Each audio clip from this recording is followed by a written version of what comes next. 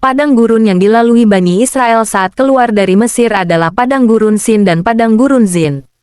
Kisah bangsa Israel keluar dari Mesir diceritakan dalam Kitab Keluaran, yang merupakan bagian dari Kitab Taurat.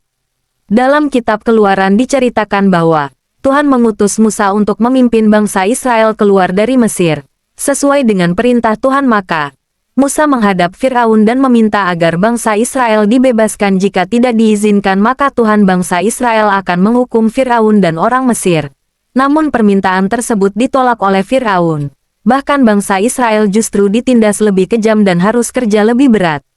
Melihat Firaun yang keras hati, Tuhan pun menimpakan 10 tulah pada bangsa Mesir. Berikut ini tulah-tulahnya.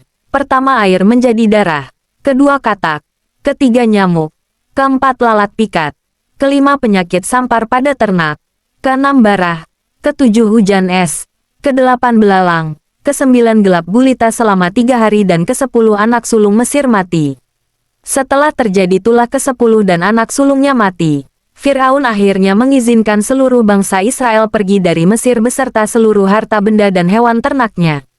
Setelah diperbudak Mesir selama 430 tahun, bangsa Israel pun kembali bebas.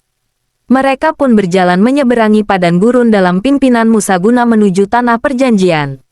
Namun dasarnya bangsa Israel adalah umat yang bebal, keras hati, dan suka mengeluh serta bersungut-sungut. Mereka tetap saja menyalahkan Musa dan Tuhan karena telah membawa keluar dari Mesir.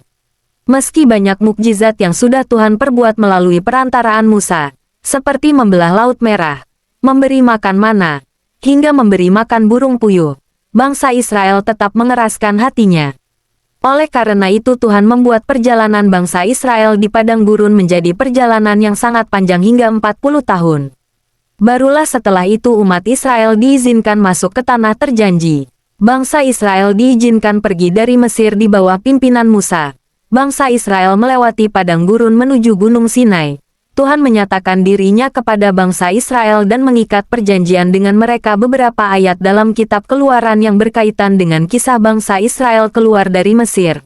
Antara lain, Keluaran pasal 3 ayat 10-12, Keluaran pasal 6 ayat 8, Keluaran pasal 6 ayat 13, Keluaran pasal 12 ayat 17, Keluaran pasal 12 ayat 42 dan Keluaran pasal 13 ayat 3. Kisah bangsa Israel keluar dari Mesir merupakan salah satu kisah penting bagi umat Kristiani. Peristiwa ini juga merupakan tema Hari Raya Yahudi Paskah. Padang Gurun Paran adalah lokasi yang disebutkan dalam Alkitab Ibrani. Merupakan salah satu tempat di mana orang-orang Israel menghabiskan sebagian waktu mereka ketika mengembara selama 40 tahun setelah keluar dari Mesir. Dan juga tempat kediaman Ismail dan keluarganya, serta salah satu tempat Daud bersembunyi. Padang Gurun Paran dikatakan sebagai tempat di mana budak perempuan dari Mesir, namanya Hagar, melarikan diri dari nyonyanya, Sarai, istri Abram, yang pernah memberi izin kepada Hagar untuk melahirkan baginya seorang putra Ismail dari Abram, yang mengusirnya dari tempat tinggal Abram di Bersheba. Kejadian pasal 16 ayat 1. Hagar berangkat dan tersesat di padang gurun Bersheba. Kejadian pasal 21. Lalu Tuhan membuka mata Hagar, sehingga ia melihat sebuah sumur. Ia pergi mengisi kirbatnya dengan air, kemudian diberinya anak itu minum. Tuhan menyertai anak itu, sehingga ia bertambah besar. Ia menetap di padang gurun dan menjadi seorang pemanah. Maka tinggallah ia di padang gurun Paran, dan ibunya mengambil seorang istri baginya dari tanah Mesir. Kejadian pasal 21 ayat 19-21. Paran kemudian disebutkan dalam kitab Bilangan sebagai tempat di mana orang-orang Israel menetap untuk sementara waktu ketika dalam perjalanan keluar dari Mesir. Lalu berangkatlah orang Israel dari padang gurun Sinai menurut aturan keberangkatan mereka. Kemudian diamlah awan itu di padang gurun Paran. Bilangan pasal 10 ayat 12. Paran kemudian disebut dalam baris pembukaan kitab Ulangan. Inilah perkataan-perkataan yang diucapkan Musa kepada seluruh orang Israel di seberang sungai Yordan, di padang gurun, di Araba Yordan, di tentangan Suf, antara Paran dengan Tofel, Laban, Hazerot dan di Zahab. Ulangan pasal 1 ayat 1. Berkatalah ia, Tuhan datang dari Sinai dan terbit kepada mereka dari Seir. Ia tampak bersinar dari pegunungan Paran dan datang dari tengah-tengah puluhan ribu orang yang kudus. Di sebelah kanannya tampak kepada mereka api yang menyala.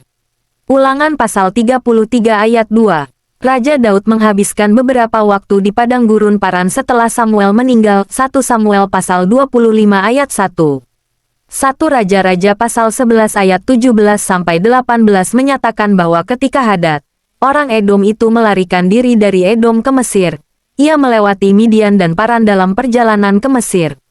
Tidak dapat dipastikan di mana lokasi gurun Paran ini. Sering dikaitkan dengan Gunung Sinai di Mesir. Dan ada beberapa bukti bahwa itu mungkin awalnya merujuk ke bagian selatan semenanjung Sinai. Salah satu nabi-nabi kecil, Habakuk, merujuk bahwa Allah datang dari teman yang kudus dari Gunung Paran, dalam Habakuk pasal 3 ayat 3.